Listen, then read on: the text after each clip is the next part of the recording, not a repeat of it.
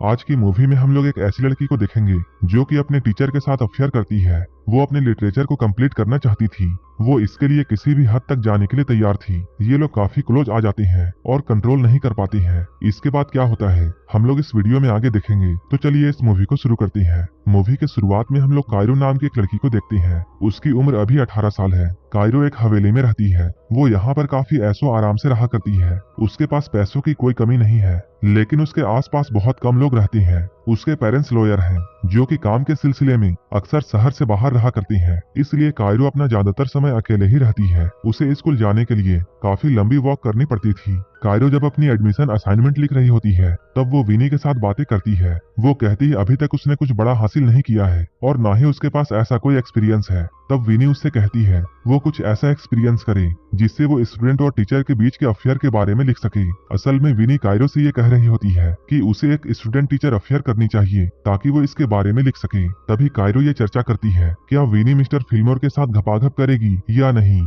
क्योंकि विनी तो एक लेस्बियन है। फिल्मोर मिस्टर मिलर का अच्छा दोस्त है और वो स्कूल का कोच भी है। इसके अगले दिन हम लोग कायरो को स्कूल में देखते हैं, जहां उसने क्रिएटिव राइटिंग क्लास को ज्वाइन किया था। यहाँ पर कायरो पहली बार मिस्टर मिलर से मिलती है। मिस्टर मिलर काफी शांत स्वभाव के होते हैं और वो एक नॉर्मल इंसान थे, लेकिन कायरो ने इस क्लास को सिर्फ मिस्टर मिलर के लिए ज्वाइन किया था क्योंकि वो जानती है वो एक पब्लिश्ड ऑथर है और वो अपने आप को भी राइटर मानती है। कायरो यहाँ बताती है उसने इस कोर्स के लिए बहुत सारी बुक्स को पढ़ा है। मिस्टर मिलर को कायरो की बातें काफी अच्छी लगती हैं। यहाँ ये दोनों एक दूसरे से काफी बातें करते हैं। यहाँ मिस्टर मिलर को ये जानकर हैरानी होती है कायरो का घर लेवल हिल है, जो कि जंगल के बीच में बना हुआ एक मैंसन है। मिस्टर मिलर ये कहते हैं वो ऐसा सोचते थे जैसे उस घर में सिर्फ भूत रहा करते हैं। ये लोग यहाँ पर बातें कर ही रहे थे, तभी कायरो की बेस्ट फ्रेंड विनी यहाँ आती है। यहाँ आकर वो इन दोनों को ब्रेकफास्ट के लिए कहती है। जब कायरो और विनी ब्रेकफास्ट के लिए जाते हैं तब मिस्टर मिलर कायरो के डेस्क पर रखे हुए किताबों को देखता है। कायरो के बुक्स को देखकर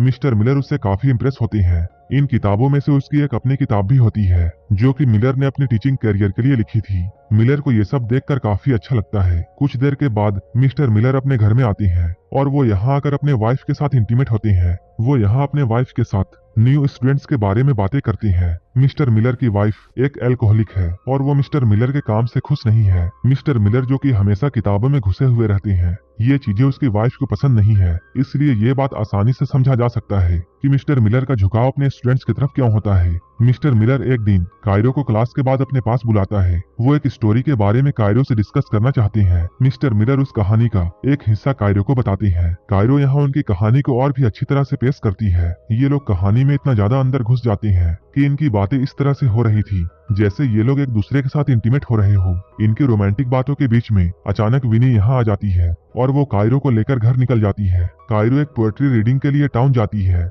जहाँ मिलर को भी जाना था। कायरो भी ये चाहती थी कि मिस्टर मिलर यहाँ आए। कुछ देर के बाद मिस्टर मिलर भी यहाँ आते हैं। ये लोग एक दूसरे के करीब में बैठकर एक पोएट्री सुनते हैं। कायरो यहाँ पोएट्री सुनते हुए काफी इमोशनल हो जाती है। इसके बाद ये लोग बाहर निकलकर इस बारे में काफी बातें करते हैं। यहाँ ये लोग सिगरेट पीते हुए एक दूसरे के साथ सिगरेट शेयर करते हैं। इन दोनों के बीच में इंटीमेसी बढ़ती जा रही थी। कुछ देर के बाद मिलर फिल्मोर से मिलता है। वो स्कूल में एक कोच और टीचर है। वो मिलर का काफी पुराना दोस्त है। ये लोग यहाँ पर बातें कर ही रहे थे, तभी यहाँ पर कायरो आती है। फिल्मोर यहाँ पर कायरो का बुक्स के सिलेक्शन को लेकर मजाक उड़ाता है। अब फिल्मोर यहाँ से जाता है। कायरो मिलर के करीब आकर बैठती है। ये लोग फिर से यहाँ पर सिगरेट शेयर करते हैं। ये लोग काफी क्लोज थे। मिलर जब अपनी क्लास जा रहा था तभी उसके पास उसकी वाइफ का मैसेज आता है कि वो कहीं जा रही है। क्लास में कायरो मिलर को अपने फेवरेट ऑथर के बारे में बताती है। वो कहती है वो उसी के स्टाइल में अपनी स्टोरी लिखने वाली है। मिस्टर मिलर को अभी घर जाने की जल्दी होती है, इसलिए वो हाँ कहते हुए यहाँ से निकल जाते हैं।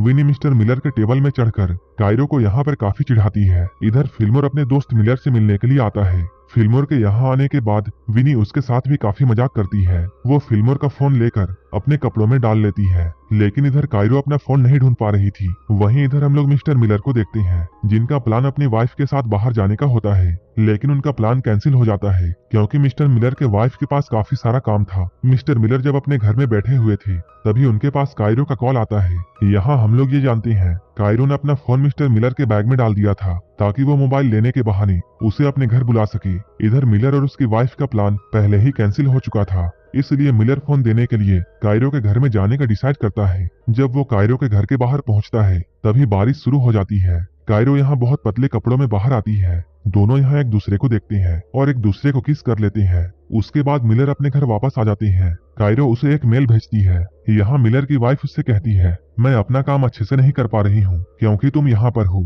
इसके बाद मिलर यहाँ से उठकर एक छोटे से कैबिन में जाता है। यहाँ मिलर कायरो की भेजी हुई स्टोरी को प्रिंट करके पढ़ता है। वो एक एडल्ट स्टोरी होती है जहाँ कायरो और मिलर की तरह एक स्टूडेंट और टीचर के बीच में अफेयर होता है। इस कहानी में उन दोनों के रिलेशनशिप के बारे में बातें की गई थी। इस कहानी को पढ़ते हुए मिस्टर मिलर को पिछली रात में जो भी कुछ हुआ था वो सारी बातें याद आती हैं, जहां वो दोनों काफी क्लोज थे।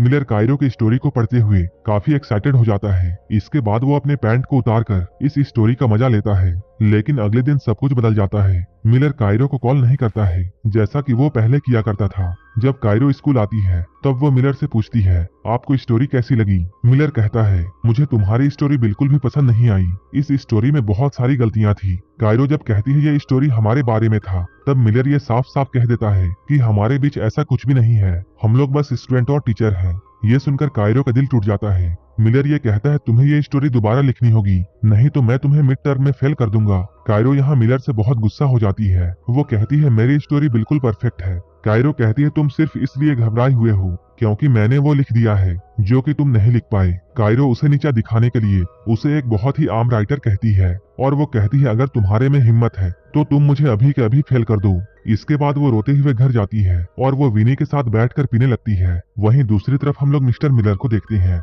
जो कि काफी टेंशन में होते हैं। ये देखकर उनकी वाइफ उससे पूछती है, क्या हुआ है? मिलर उसे कायरो की लिखी हुई कहानी के बारे में बताते हैं। इस कहानी को सुनकर उसकी वाइफ भी एक्साइटेड हो जाती है। ये लोग यहाँ जैसे ही कुछ करने वाले होते हैं तभी यहाँ पर फिल्मोर आता है। मिलर फिर से परेशान हो जाता है। वहीं दूसरी तरफ कायरो और विनी बातें कर रहे थे। कायरो यहाँ विनी को यह बताती है, मिलर सिर्फ मेरे करीब होने का नाटक कर रहा था। कायरो विनी से कहती है, तुम मिस्टर फिल्मोर को एक मैसेज भेजो ताकि उसे डिस्ट्रैक्ट किया जा सके।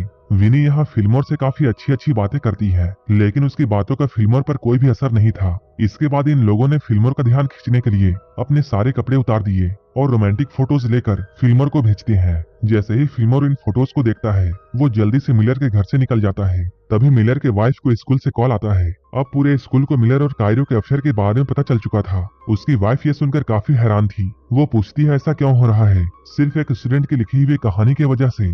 वो मिलर से पूछती है, क्या तुम दोनों के बीच में कुछ और भी हुआ था? लेकिन मिलर ने साफ साफ इनकार कर दिया। अगले दिन कायरो क्लास में नहीं आती है। वो वाइस प्रिंसिपल के ऑफिस में होती है। वाइस प्रिंसिपल ने कायरो और मिलर से ये पूछा, ये सब क्या हो रहा है? कायरो ने वाइस प्रिंसिपल को सब कुछ बता दिया कि मिलर ने मुझे एडवांस में मिड टर्म असाइनमेंट दिया था और हम लोगों ने साथ में सिगरेट पी थी और हम लोग स्कूल के बाहर भी मिले थे। लेकिन जब मिलर की बारी आती है तब वो सवालों का जवाब देने में हिचकिचाता है। उसकी हिचकिचाहट को देखकर वाइस प्रिंसिपल सब कुछ समझ जाती है, इसलिए मिलर को उसकी जॉब से सस्पेंड कर दिया जाता है। स्कूल के बाहर फिल्मोर मिलर को समझाता है, तुम्हें एक हद में रहकर काम करना चाहिए था, लेकिन तुमने अपनी हद पार कर दी जिसकी वजह से तुम आज इस हाल में हो। इसके बाद फिल्मोर यहाँ से जाता है। जब घर आकर मिलर अपनी वाइफ को ये बताता है कि उसे स्कूल से निकाल दिया गया है, तब उसकी वाइफ उस पर शक करने लगती है। वो फिर से ये पूछती है, क्या तुम दोनों के बीच में कुछ भी हुआ था? लेकिन मिलर ने फिर से इनकार कर दिया। लेकिन उसकी वाइफ इस बात को मानने के लिए तैयार नहीं थी। वो फिर से मिलर से पूछती है,